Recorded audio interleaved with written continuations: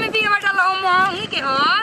अजी तो हम कमे कमे डालती है ए मेरा तू तो भाषा बैठा देबू यही तरह को लेट आइलू जा यही तरह मैं ये तू को देता जे मैं कैसे रुपया कहत नीचे मुझे सुबह के लागल बन जा रहा हो पाछा आई घड़ी नु एको खेत छो दियो जी अपन रोप के ए जी देखी हम की पैसा नहीं कोई के तो उतने पैसे मिलल बना हमनियो के ना रखो पैसे में कम का ले ले बड़ू जा आवा तो जाइए तू करे अजी तो हम ना आई घड़ी बिना टाइम से टाइम है हां तो अरे नु गोती नहीं हड़ी ओसे का भले हमर गोतनी हमरा के खाए का दे बेली और के बाई तो के जी अपन खेतवा देख ली कैसे रो पता नहीं जाना तो बाद में बोले लगो ठीक है रोपा तो चला जा आज ये रोपा जैसा नहीं भइल मैं खोलू जाएगा खरिया भूखू नहीं है बुझा तो मेरा तो जा हां ये तो जितना खिलौनी ना उतना तो बोलत नहीं जी हजार पता लगा जा हो को खेत ना रोपलू जा हमरा लागे का खेत में रखी का कहई अपन धान अंदर लगा तो छोट भाई के तो करो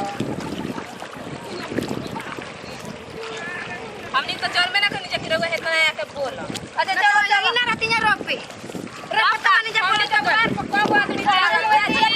जा कि हमार रोप दा हो खेतवा हमार तुम जे तारे में दिया तब ना रहते तो का में रोपनी ना मिलती सका हमनी के इतना बढ़िया धान रोपे जे कि हमनी करे ना मिलत रही से तारे के रोपनी तबे तो हमके पीछे पीछे पैसा लेके दौड़त रह हां ये राम सर बदल को तो तू करे ओकरे के हम गांव में मांगा लेते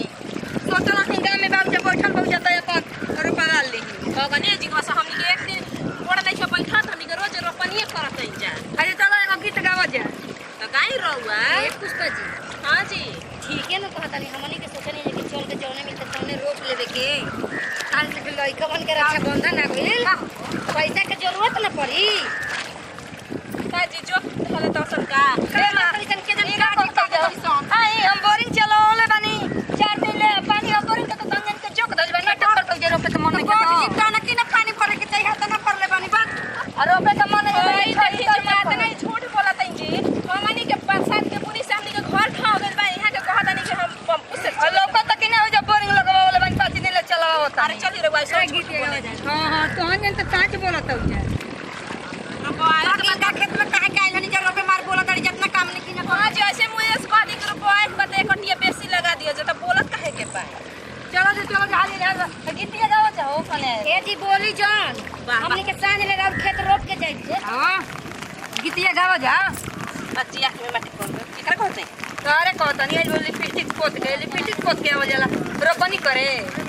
वो दवारी इज्जत ले पता नहीं कि रोपनी तो पता नहीं जी आज लोग गीत गावे तो लिपस्टिक पोत के आइल बड़ू हां इज्जत ले लेनी ना पिछली के बारे में अच्छा तो गीतियो गा देते ना हां गीत गाओ लिपस्टिक ना जे कोई देखो गीतिया कोई दादा मलका हनी के लिए पिस्टिक देखो तड़ी काई जैसे कि काम करे के तो का नहई बुत ना करी जा आओ तो लिपस्टिक मार के पोत के जा कदई है का हो गई कदई में तो चलो गीत गाओ हरी हरी बहे पूरा मैया देखत निकला गे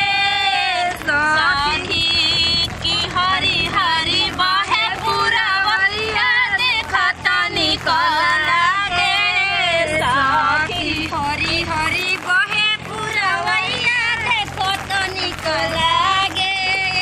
सखी की हरी हरी बहे पूरा मैया देखत